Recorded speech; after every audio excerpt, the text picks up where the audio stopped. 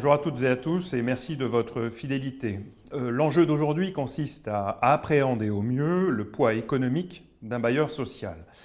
Freddy Grézizac, en quoi l'Office public départemental de l'Aisne, de l'habitat, que vous présidez, contribue-t-il au développement économique de ce territoire ? On ne prend pas toujours la mesure du poids économique d'un bailleur comme l'Opale sur notre département de l'Aisne. Je vais vous donner un chiffre. L'Opale en 2022, c'est 58 millions, oui j'ai bien dit 58 millions d'investissements sur le territoire. Vous voyez le nombre d'emplois locaux, le nombre de familles que nous faisons vivre sur ce département de l'Aisne. Alors, en construisant des logements, en réhabilitant notre parc, effectivement, nous contribuons activement à la redynamisation des villes et des centres-bourgs. Je dirais que nous participons de même au développement, au renforcement économique du tissu local. Et j'aime le dire et le répéter assez souvent, nous sommes tout simplement le bras armé de ce département. Nous pensons attractivité résidentielle et emploi.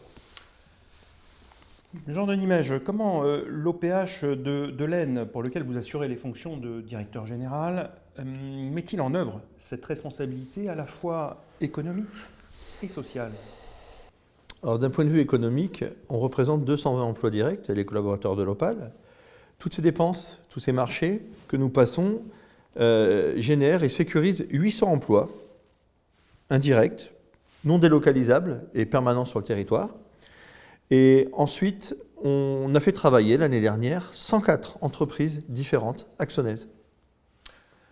Frédéric Grézizac, avez-vous des leviers juridiques pour optimiser votre rôle de développeur qui joue à la fois sur la fonction économique et sur quels acteurs également vous appuyez-vous ? Le département de l'Aisne a, de par ses compétences sociales, l'insertion dans son domaine de compétences. Donc, systématiquement, nous intégrons dans nos marchés des clauses sociales. Quelques chiffres, sur nos marchés closés, c'est 58%.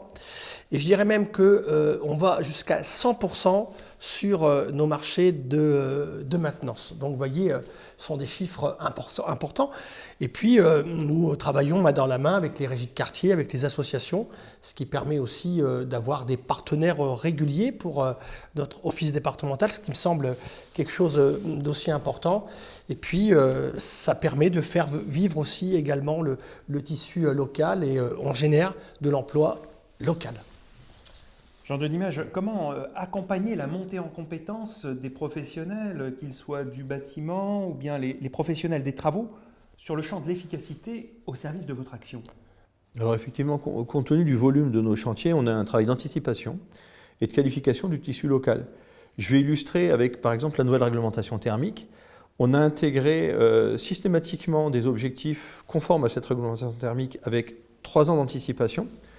Et on a intégré des clauses de formation des entreprises locales et ça nous a permis, dans nos marchés, et ça nous a permis d'intégrer tout un travail de préparation de ces marchés, d'intégration de ces marchés, de maîtrise de cette approche thermique et des coûts.